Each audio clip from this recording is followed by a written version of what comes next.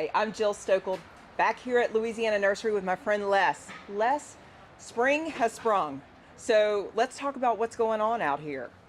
Well, currently we're in our pot section. We have a very good selection of pots in right now. Our buyers are buying the latest trends in the hottest colors right now. We have a very good selection.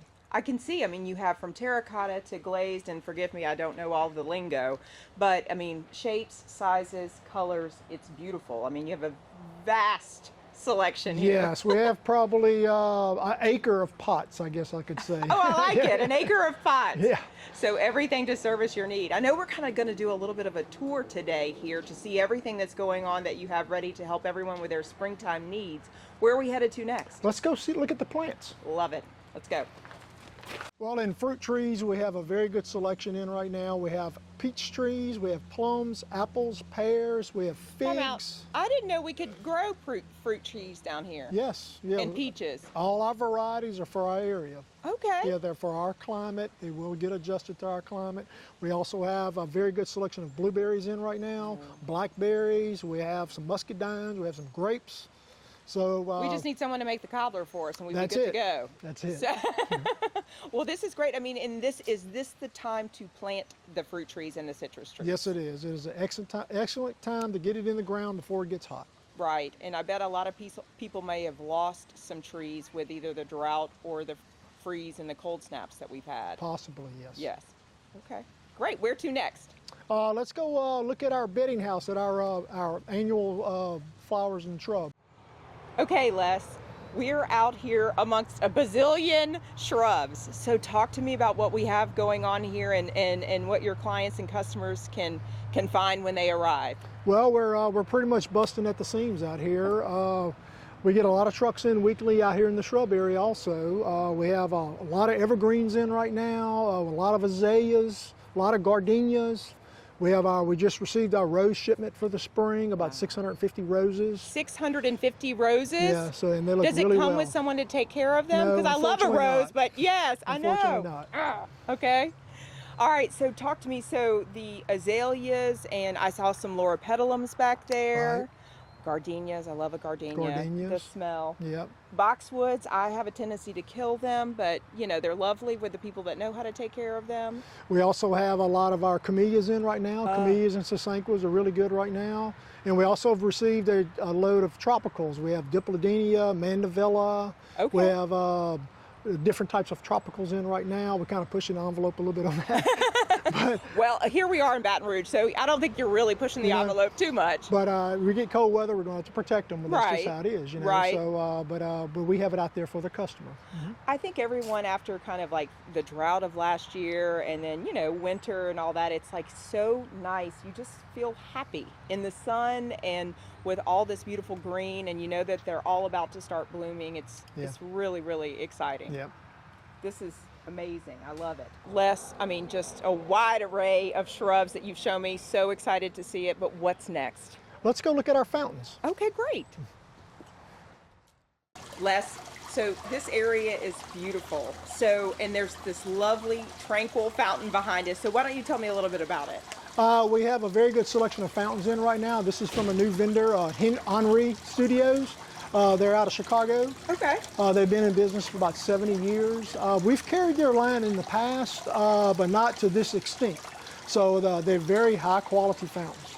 I mean, it's the perfect amount of noise at the end of the day to go out on a patio or a deck and just listen to this would be quite relaxing.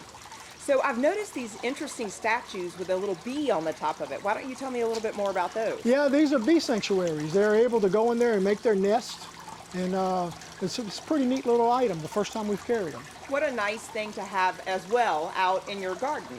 So a little home for the bees. That's correct. Okay, well, we've seen shrubs, trees, bedding plants, you name it. So where to next? We're going to see our new product, our Grade A cypress mulch. Okay, are you going to be taking me on the tour, or am I going to be talking with someone else? I'm going to hand you off to David. Okay, great. Well, I can't wait to meet David. Les, thank you so much for showing me around today. Thank you so much. Okay, David, I understand you're the soil and mulch expert, so why don't you tell me why you've taken me over here? I believe you said it was your grade A product. Tell me a little bit more about it. I did. Yes, I have a new grade A cypress product. Okay. Unfortunately, a very popular company, Softscape, went out of business. So I had to scramble, and I looked everywhere I could possibly think of. I checked out so many products, and this grade A cypress is the product that stood above all. So this is what I brought in to hopefully fill that void. So what is the purpose of mulch? So mulch helps the plant to retain moisture and protects the roots at different times of the season. Like in the cold, it's gonna add a little bit of heat. You know, it's got a lot of benefits, but it also continues to break down and feed the plant. Right. And actually this grade A cypress is an all natural product with no dyes, so the dyes won't be getting into your plants as well. Okay. You know, some other mulches, they tend to bleed and leak all over the place. You know, this one, you'll have none of that. Okay. So, How often do you have to mulch your beds? So, depending on how you like it to look, once you do your initial mulching, you should just be able to go back from time to time and add a bag here, a bag there. Just as fill it breaks in. down, Sure. yes, just to Okay. fill in. Okay, So great. the initial is gonna be more, and then it's just a fill-in process. Right. This product will continue to break down, you just go right on top of it. So another thing that you were talking to me about earlier was your soil and your selection of soil. So why don't Yes. you explain a little bit to me about what the different types you have and what the benefits are? Okay, well, actually, I have an organic soil that I just brought in at the end of last year that has all types of organic material. It has potash, it has compost and manure. It's just a very rich, dark soil. As soon as you look at it, I just knew that it was something special. So I brought it in not only the bulk option, but the bag option. So Okay. depending on how much you need, if you need a lot, come get my bulk.